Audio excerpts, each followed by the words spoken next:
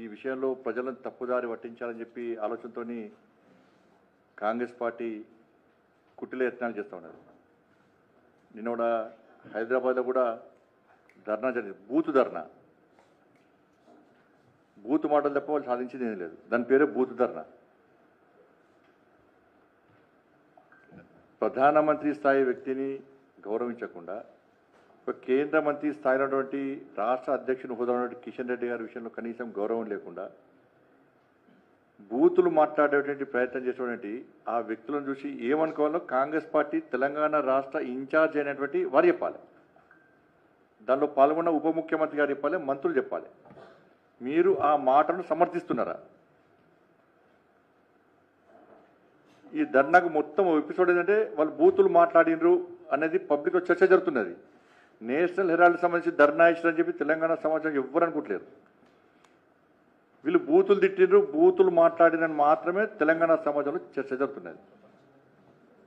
పోనీ national Herald సంబంధించి బీజేపీకి ఉన్న సంబంధం ఉందా అంటే ఏం లేదు. అదే సినిమా ఉండే దాన వీర శూరకర్ణ సినిమా ఉండే, అన్ని ఎన్టీఆర్ గారి పాత్రలే. దీనిలో కూడా అన్ని కాంగ్రెస్ పార్టీ వాళ్ళే. హీరో వాళ్ళే, విలన్ వాళ్ళే, బ్రోకర్ వాళ్ళే, జోకర్ వాళ్ళే. కాంగ్రెస్ పార్టీ వాళ్ళదే. నేషనల్ హెరాల్డ్ పేపర్ స్టార్ట్ చేసింది వాళ్ళే. దానికి అధినేత ఎవరు? నెహ్రూ వాళ్ళే. నెహ్రూ తర్వాత ఇందిరాగాంధీ, తర్వాత రాజీవ్ గాంధీ, తర్వాత సోనియా గాంధీ, తర్వాత రాహుల్ గాంధీ వాళ్ళే. ఏజేఎల్ పబ్లికేషన్ ఎవరిది? వాళ్ళదే. యంగ్ ఇండియా లిమిటెడ్ ఎవరిది? కాంగ్రెస్ పార్టీదే. మూసేసింది ఎవరు? వాళ్ళే. 90 కోట్లు అప్పించింది ఎవరు? వాళ్ళే. 2000 కోట్ల రూపాయలు విలువ ఆస్తులను కాజేయాలని చూసింది ఎవరు? వాళ్ళే. కేసు బుక్ అయినప్పుడు 2012 యూపీఏ వాళ్ళ హయాంలోనే. సిబిఐ ఎంక్వైరీ ఎప్పుడు స్టార్ట్ చేసినారు?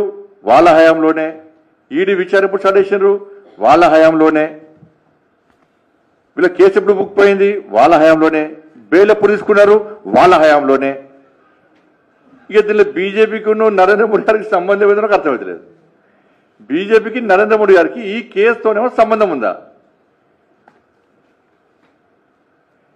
వాళ్ళ పైసలు వాళ్ళే చుట్టూ గిరగిరగిరగిర దింపుకొని 5,000 మంది స్వాతంత్ర సమరయోధుల యొక్క ఆస్తులను కాజేసే ప్రయత్నం చేసింది వాళ్ళే.